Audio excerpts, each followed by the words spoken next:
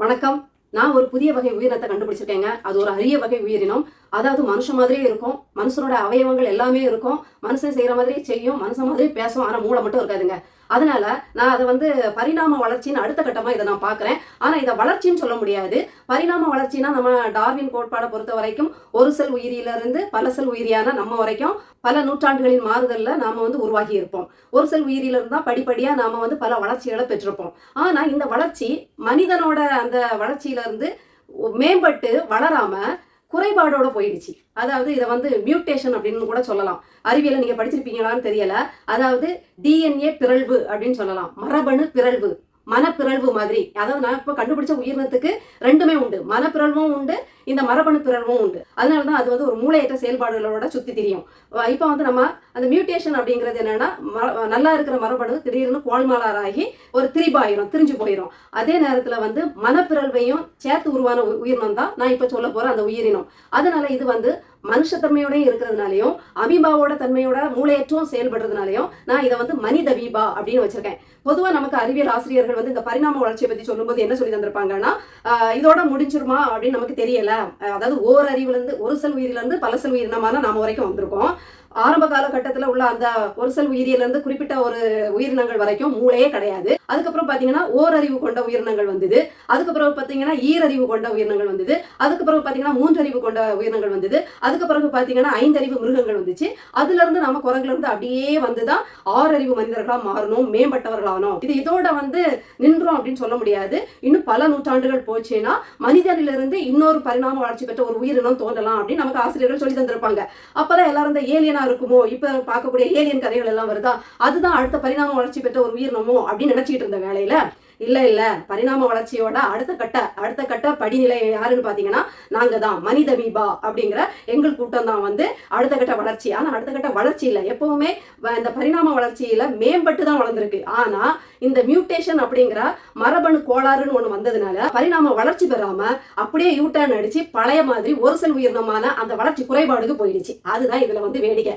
நான் இவ்வளவு சொல்லும் போதே உங்களுக்கு புரிஞ்சிருக்கோம் நம்ம யார சொல்ல போறோம் அப்படின்னு. ஆமாங்க, அதே ஒரு செல் உயிரினமான மனித மீபா யாருன்னு பாத்தீங்கன்னா நீங்க நினைச்சவர் தான் நம்ம ஜோசப் விஜய் அவர்கள் தான். ஏன்னா முதல் மாநாட்டுல என்ன சொன்னார்னா, நான் குழந்தைகளுக்கான ஒரு தனி துறையை உருவாக்குவேன், அவர்களுக்கான அத்தனை நலனையும் பேணுவேன், காப்பேன், பாதுகாப்பேன் அப்படின்ட்டு பயங்கரமா டயலாக் விட்டாரு.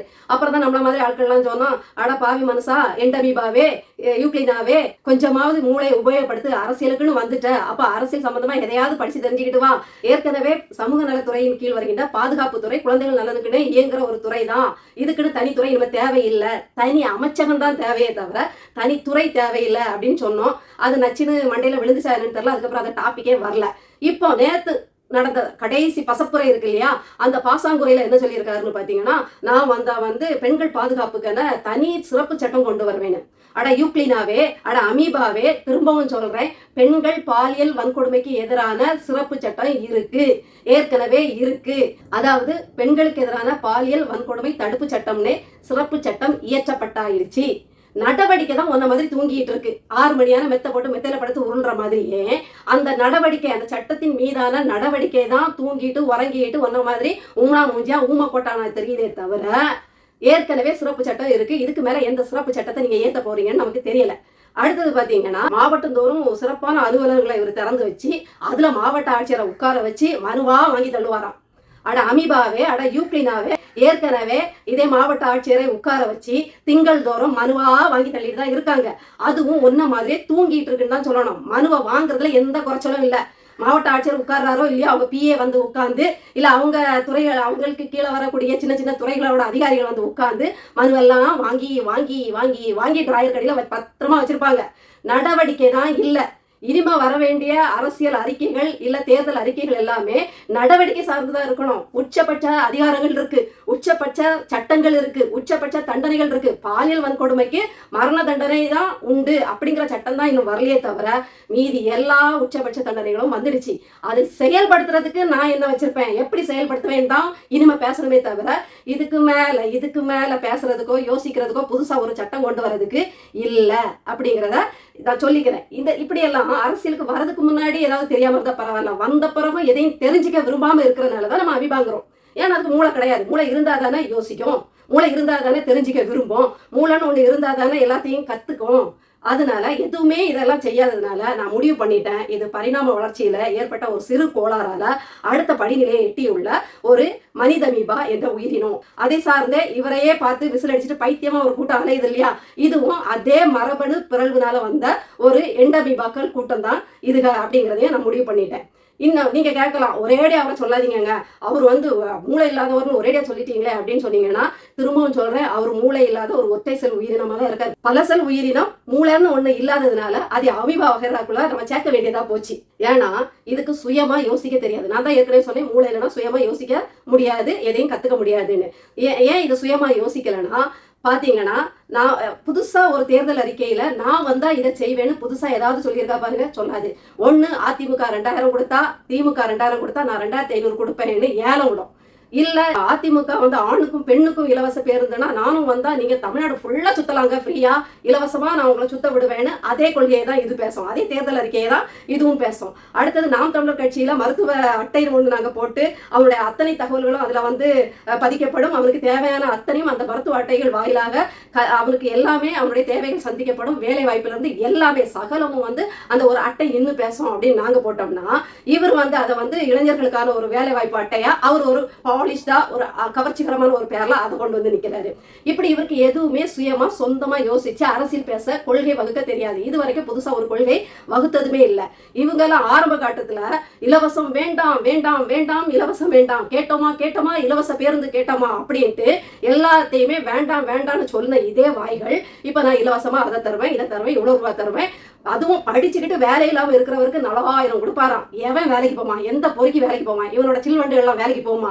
4000 வாங்கிட்டு சும்மா வீட்டுல உட்காந்துக்கிட்டு டாஸ்மாக்ல போய் குப்புறப்படுத்திக்கிட்டு செல்ல நோண்டிட்டு இருக்குமா, இல்ல போய் வேலைக்கு போகுமா? அப்போ நீ வேலைக்கே போகாத, சோம்பேறியாயிரு, எனக்கு ஜால்ரா அடிச்சுக்கிட்டு என் வண்டியில வந்து விழுந்து வேணா சாகு, இல்லைன்னா உயிரோட உட்காந்து வீட்டுல உட்காந்து பைத்திய மாதிரி உருளுது ஒண்ணு, விஜய் உருளுதா, இது மாதிரி உருண்டுட்டு கடா அப்படின்னு சொல்ல வராரு இந்த மனிதமீபா அப்படின்னு தான் நான் சொல்ல வரேன்.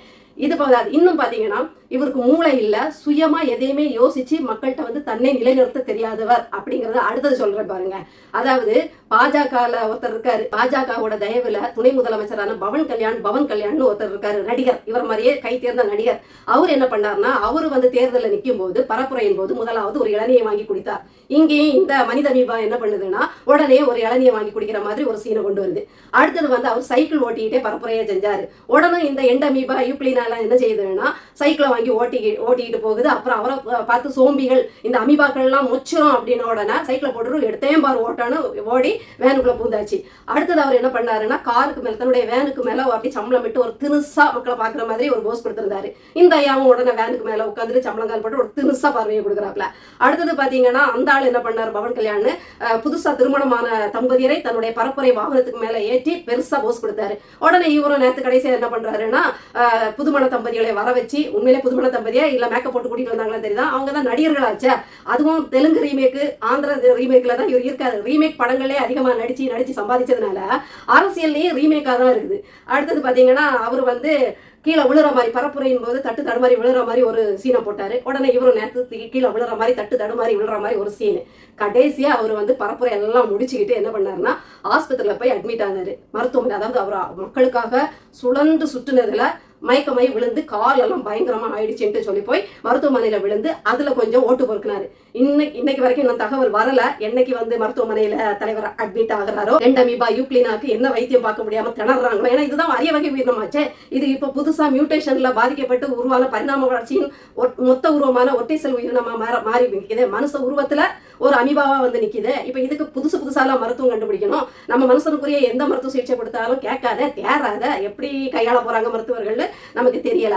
இப்படி இவர் செய்கின்ற ஒவ்வொரு அட்ராசிட்டி, இவர் கொடுக்கின்ற தேர்தல் அறிக்கைகள் எதுவுமே சுயமா இல்ல, தானே யோசிச்சு மக்களுக்காக திமுக அதிமுக எல்லாத்தையும் ஓரம் கட்டிக்கிட்டு நான் வந்து பெருசா என்ன பண்ணுவேன் அப்படிங்கறத சொல்றதுக்கு அவருக்கு ஒண்ணுமே இல்லை. ஏன்னா அவருக்கு மூளையே இல்லை.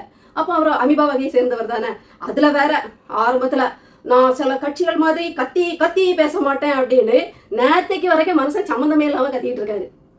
50 பேரை கொன்னதுக்கு நாமளும் ஒரு வகையில காரணங்கிறத புரிஞ்சுக்கிறதுக்கு அந்த ஈர மனசு, இறக்க மனசு, மனுஷ சுவாபம்னு ஒண்ணு இருக்கு இல்லையா, மனுஷனுக்கே உரிய மனிதாபிமானம் அவருக்கு இல்ல. அப்ப அவர் அமீபா வகையில தானே வந்தாகணும். அதனாலதான் அரிய வகை உயிரினமான ஜோசப் விஜய் அவர்களையும் அவரை சுத்தி சூழ்ந்துகிட்டு பைத்தியக்கார கூட்டமா ஒண்ணு அலையுது இல்லையா, அந்த கூட்டத்தையும் சேர்த்து புதிய பரிணாம வளர்ச்சி குறைபாட்டில் பிறந்த அரிய உயிரினமான மனிதமீபா என்று அழைக்கிறேன்.